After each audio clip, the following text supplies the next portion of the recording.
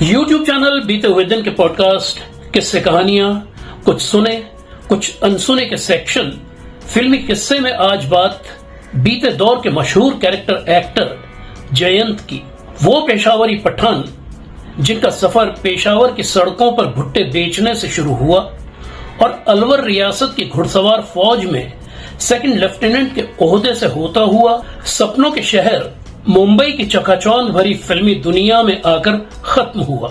6 फुटा कद, कसरती शरीर, बोलता हुआ चेहरा, गूंजती हुई आवाज, कुल मिलाकर जयंत साहब के व्यक्तित्व में ऐसा गजब का आकर्षण था कि फिल्मों की राहें उनके लिए खुद ब खुद खुलती चली गईं। जयंत के पिता सैयद अहमद खान मूलतः पेशावर के एक पठान खानदान से थे और अलवर रियासत के महाराजा जय सिंह के एडीसी थे। जयंत का जन्म 15 अक्टूबर 1915 को पेशावर में हुआ था। उनका असली नाम जकरिया खान था। जकरिया खान और उनके भाई जहांगीर खान किशोरावस्था में जेब खर्च निकालने के लिए पेशावर में अपनी गली के मोड़ पर भुट्टे बेचा करते थे। जवान हुए तो पिता ने उन्हें अलवर रियासत में नौकरी दिला दी।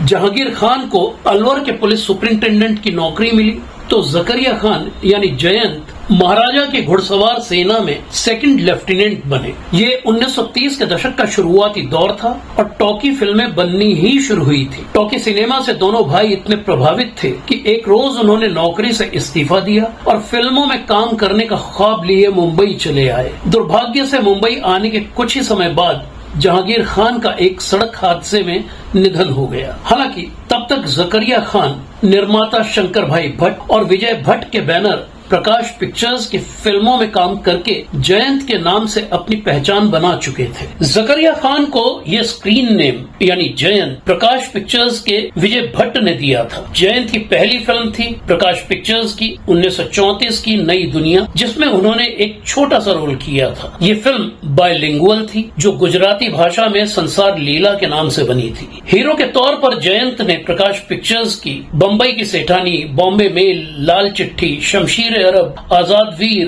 पासिंग शो, स्नेहलता, तोप का गोला, चैलेंज, हीरो नंबर 1, सरदार, माला और ख्वाब की दुनिया जैसी सभी शुरुआती फिल्मों में काम किया।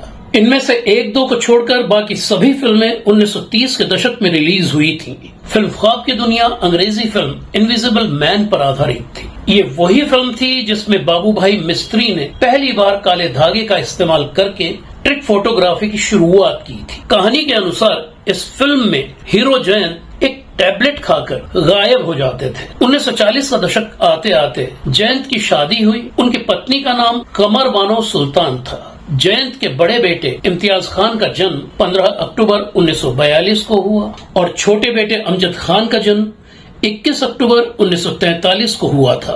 आगे चलकर दोनों ही बेटों ने बतौर अभिनेता अपनी पहचान बनाई और अमजद खान अपनी पहली ही फिल्म शोले में गब्बर सिंह का रोल करके स्टार बन गए थे। प्रकाश पिक्चर्स के साथ कॉन्ट्रैक्ट खत्म होने के बाद जयंत ने सोहराब मोदी के बुलावे पर उनकी company Minerva movie tone join कर ली थी। मिनर्वा की साल 1941 की फिल्म सिकंदर में टाइटल रोल जयंत ही कर रहे थे, लेकिन उनके सिगरेट पीने की आदत सोहराब मोदी को पसंद नहीं आई और जयंत ने सिगरेट छोड़ देने की सोहराब मोदी की शर्त नामंजूर कर दी। जयंत मिनर्वा मूवी टोन से आउट हो गए। सिकंदर का वो टाइटल रोल पृथ्वीराज कपूर ने किया था। जयंत ने मुंबई में अलादीन, लैला, बुलबुले बगदाद, मेरे साजन, जेवर और दावत जैसी फिल्मों के बाद लाहौर की पूंजी और शेरी फरहाद जैसी फिल्मों में भी बतौर हीरो काम किया, लेकिन हीरो के तौर पर उनका करियर ज्यादा नहीं चल पाया।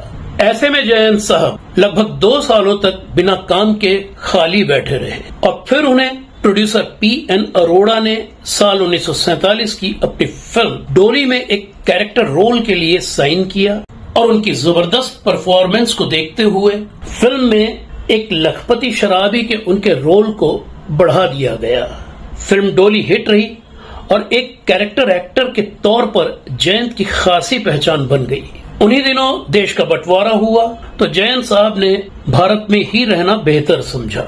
आगे चलकर उन्होंने अमर, इंसानियत, मधुमती, माया, मेम दीदी, सन ऑफ इंडिया, काबुली खान, हकीकत, लीडर, हिमालय की गोद में, संघर्ष, दो रास्ते, हीर रांझा, मेरा गांव मेरा देश जैसी कई फिल्मों में कैरेक्टर रोल्स किए। साल 1954 की महबूब खान की फिल्म अमर प्रकाश पिक्चर्स की साल 1941 की फिल्म माला की रीमेक थी और दोनों ही फिल्मों में जयंत ने एक ही रोल किया था। जयंत साहब के बड़े बेटे इम्तियाज खान के साथ मुझे लगभग 6 महीने एक प्रोजेक्ट पर काम करने का मौका मिला था और उस दौरान इम्तियाज जी ने ही जयंत साहब के बारे में ये तमाम जानकारी मुझे दी थी।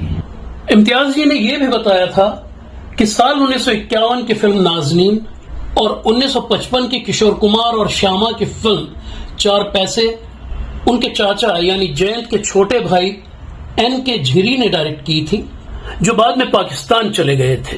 इम्तियाज जी ने फिल्म नाजनीन में बतौर चाइल्ड आर्टिस्ट काम किया था। साल 1970 के आसपास जयंत साहब को गले का कैंसर हो गया था, जिससे उनकी आवाज चली गई थी। हालांकि वो अभिनय करते रहे। उनके डायलॉग्स की डबिंग इम्तियाज जी करते थे। जयंत साहब की आखिरी फिल्म के आसिफ की लव एंड गॉड थी, जिसमें जयंत ने लैला के पिता की भूमिका की थी। ये फिल्म जयंत साहब के गुजरने के 11 साल बाद साल 1986 में रिलीज हुई थी।